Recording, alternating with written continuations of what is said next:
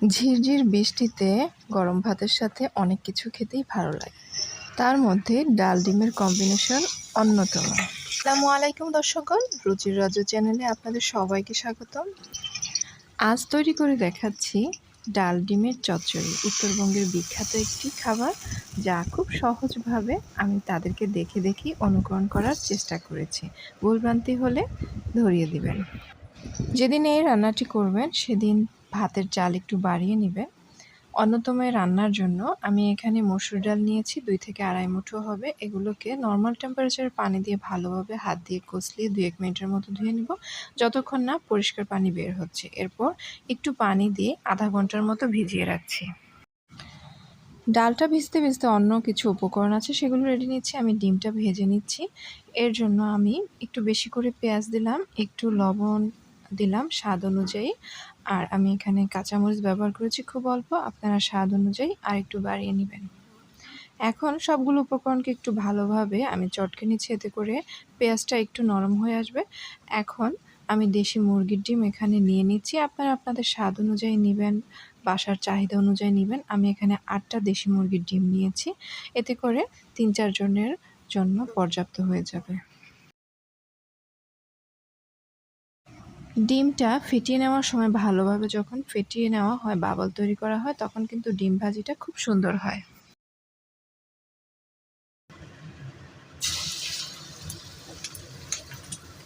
কড়াই গরম হয়ে এলে এখানে আমি 2 টেবিল চামচ সয়াবিন তেল দিলাম, তার মধ্যে 3 ভাগের 1 ভাগ ডিম দিয়ে দিলাম।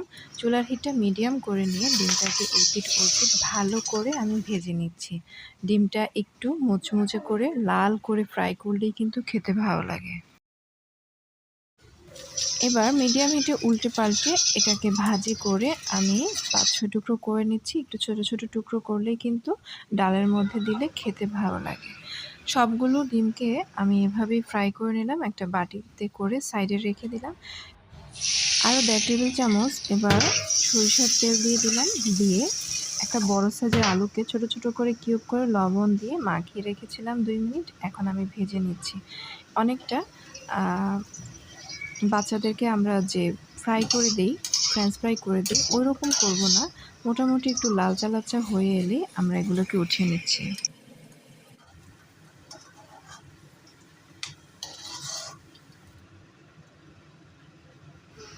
এবার অবশিষ্ট যে তেলটুকু ছিল তার মধ্যে একটু বেশি করে দেশি পেঁয়াজ কুচি দিয়ে দিচ্ছি, প্রায় 2 মুঠো দিলাম।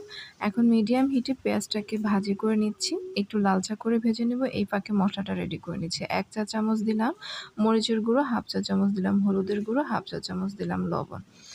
এই হলুদ মরিচের কম্বিনেশনটা অনেক সময় তেলের মধ্যে দিলে পুড়ে যাওয়ার সম্ভাবনা থাকে, তাই আগের দিনে দাদি নানিরা দেখতাম এইভাবে একটু সামান্য পানি দিয়ে একটা মিশ্রণ তৈরি করে নেয়। আর এখানে মশলাটা দিয়ে দিচ্ছি। 1 চা চামচ দিলাম জিরা বাটা, 1/2 চা চামচ দিলাম আদা বাটা, 1/2 চা চামচ দিলাম রসুন বাটা। সবগুলো উপকরণ একটু ভালোভাবে মিশিয়ে নিচ্ছি। আর এই ফাঁকে পেঁয়াজটা একদম ব্রাউন হয়ে যাচ্ছে। আর এখানে সামান্য 2টো এলাচ, একটু দারচিনি আর একটা তেজপাতা ছোট করে দিয়ে দিলাম। ব্যাস, এবার যে মিশ্রণটা রেডি করেছিলাম তা দিয়ে দিলাম, এতে করে আর কোনো পুড়ে যাওয়ার সম্ভাবনা থাকে না। এখন মিডিয়াম হিটে আমি মশলাটাকে 2 থেকে আড়াই মিনিটের মতো ভালোভাবে কষিয়ে নিব। যখন এভাবে মশলা আর তেল আলাদা হয়ে আসবে, তখন এর মধ্যে যে ভিজিয়ে রাখা ডালগুলো ছিল তা দেওয়ার আগে ভেজে রাখা আলুগুলো আগে দিলাম, তারপর মসুর ডালটা দিলাম। আলুটা যেহেতু অনেকটা 40 থেকে 50% পর্যন্ত হয়ে গিয়েছিল, ডালের সাথে বাকি অংশটা হয়ে যাবে। রান্নাটা মিডিয়াম আঁচে করলেই কিন্তু খেতে ভালো লাগে। 1 মিনিটের মতো ডালটাকে আলুটাকে আবারও একটু মশলার মধ্যে ভাজা ভাজা করে নিলাম। এরপর এখানে একদম ফুটন্ত গরম পানি দিয়ে দিলাম 1/2 লিটারের মতো। 1/2 লিটার দিয়ে আমি ডালটাকে রান্না করে নিচ্ছি প্রায় 4-5 মিনিট মিডিয়াম হিটে।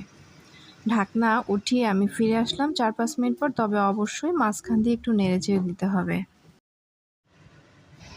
এবার ডালটা মোটামুটি ঘনিয়ে এসেছে, তার মধ্যে আবারও ফুটন্ত গরম পানি দিয়ে দিলাম 1/2 লিটার।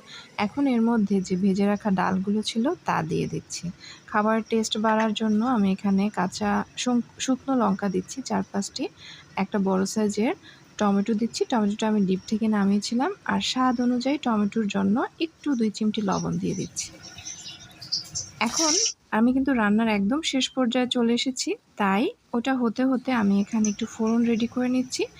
একটা বড় সাইজের রসুন কুচি করে নিয়েছি, আর এখানে একটা প্রমাণ সাইজের দেশি পেঁয়াজ কুচি করে নিয়েছি।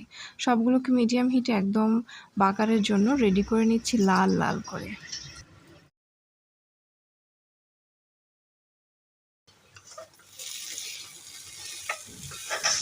ব্যাস, ডালটা একটু পাতলা থাকতেই বাগারটা দিয়ে দিবেন, এবং এই ডালটা কিন্তু পাতলা করে খেতেই ভালো লাগে। খুব বেশি ঘনিয়ে গেলে কিন্তু একদমই স্বাদ পাবেন না। মোটামুটি ডিমগুলো ডালের মধ্যে ভালোভাবে চুপসে গিয়েছে, পর্যাপ্ত পরিমাণে ঝোলটাকে ভেতরে ঢুকিয়েছে। আর শেষমেশ নামানোর আগে দিয়ে আমি 1 চা চামচ টেলে রাখা জিরার গুঁড়া এখানে দিয়ে দিলাম। এটা কিন্তু স্বাদবর্ধক। দিয়ে হাফ মিনিট একদম লো করে ডিম করে রেখে দিলাম। হাফ মিনিট পর ফিরে আসলাম। ফাইনাল লুক এরকম হয়েছে।